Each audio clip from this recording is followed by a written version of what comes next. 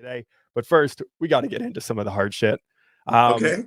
One, I mean, you put out a post, was it last week or 2 weeks ago, about your brother and the shit that's happened there in the past, Sure. and um, wanted to see if there's anything that you wanted to address there, because there's been a lot of shit talk around that and what's happened with your brother. And I mean, it's never fun dealing with messy family shit, but when business gets in the way of it too, it gets even worse.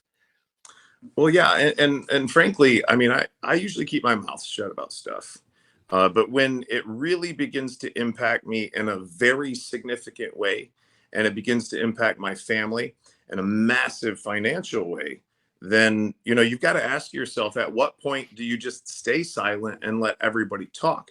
And I've had Mhm. people reach out to me that were like, "Dude, you got to blast this guy." I've had people reach out to me and go, "Hey, you can't be doing that kind of stuff on Facebook. It's not the time or place." But it's amazing to me that somebody would say something like that after having watched somebody just get the ever loving shit kicked out of them for a couple of weeks. Right. Right. So it's okay for people to go out and talk shit on Facebook, but it's not okay for you to react or respond to it. So I had to make a choice, and I knew that it wasn't going to be a good look to come out and say anything at all. But I felt like, I had to weigh and measure things. And the bottom line is, I'll say here what I said on my own personal Facebook, and that was that we had different values and different beliefs. Right. Right.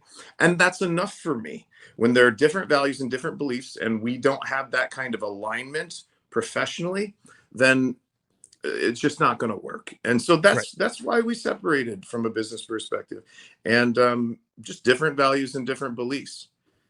So Well, let me I ask you mean, this I don't then. really want to say anything more about it than that. I mean, No, that's I fine. actually I do, but I'm not going to. No, I Right. understand that. Let me ask you this: when it comes to difficult conversations, whether that's publicly, whether that's in private, um, how is it that you come to that level of discernment as to what it is that you should share and what is it that you shouldn't? And especially when it comes to family, how do you go about having those tough conversations and deciding when it needs to happen?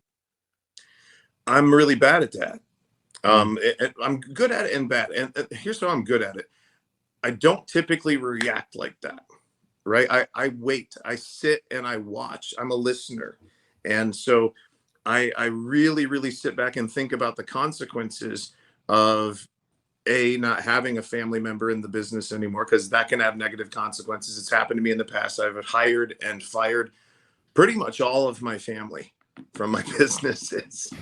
And I would say that in a perfect world, like my dream, I have a buddy in Michigan who owns a couple of car dealerships, and he graduated with me. We're friends, and he and his brother have got a phenomenal working relationship. His brother does one thing, he does another, and they're massively successful. And I always really idolized that in my earlier years, because they've been working together since they were 19, 20 years old. I mean, they grew up in the business kind of like we did. And that was always a dream of mine. But again, I mean, like, their experience is one of 7.7 billion people's experience on the planet. Mhm. Mhm. Right. And just because I want something to be a certain way doesn't mean that it's going to be a certain way. So, I sit back and I listen and I think. Second, the reason that I say I'm not that great at it is because I've been told by mentors, be slow to hire and quick to fire. Mhm. Right. And I'm not so quick to fire. I hate conflict. I hate it. I avoid it like the plague. And unfortunately, because of that characteristic, a lot of times I keep people on board a lot longer than I should, and they cost me a lot more money than they should. I have one recent example of a marketing guy that came to work for me, said that he promised me the world. I got a list of 100,000 people that we're going to be mailing and all this other shit. I decided to pay him $150,000 salary, and he disappears for me on a month. When I finally decided to cut the paychecks off, he goes, "Sorry, bro, I was building my own business and I didn't have time to work on yours." Oh, Right. fuck. So that cost me about $30,000 because I waited, because I didn't trust my gut. And frankly, from the beginning, my spidey senses were tingling, like from the very freaking beginning. I just felt something off, but I didn't listen to that instinct. So I make mistakes all the time in business. And it's the only way that we learn, right? We learn more from our failures than we do our successes, correct? Am I wrong? So, Most Well, of I that- think it's funny. We actually just put this clip up a couple weeks ago from Mike Agliaro. One of the clips that he said was, "We don't learn from our failures. We learn from our reflection of our failures." And I amen. thought that was brilliant, because so many people have these things happen in their lives and they have zero time to pause and reflect on it. And It's super painful too. it's extremely painful, You because then know, they just repeat it.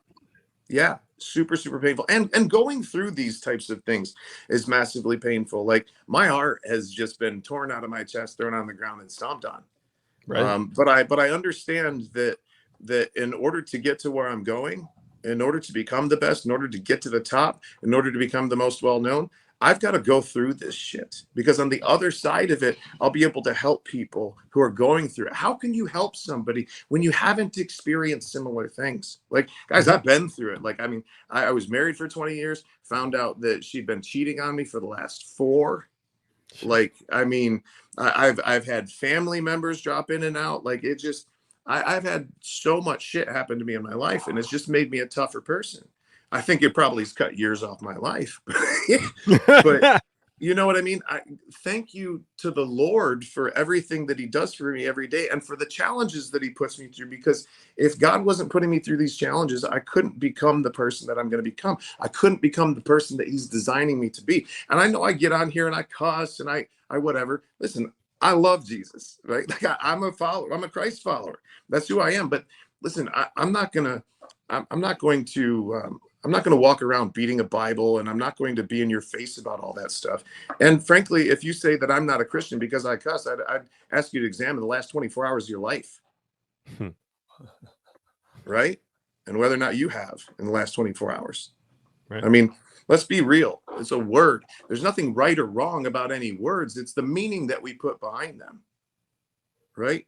It's your own interpretation of whatever it is that I'm saying that makes you either like it or don't like it. And I'm cool with both. Totally.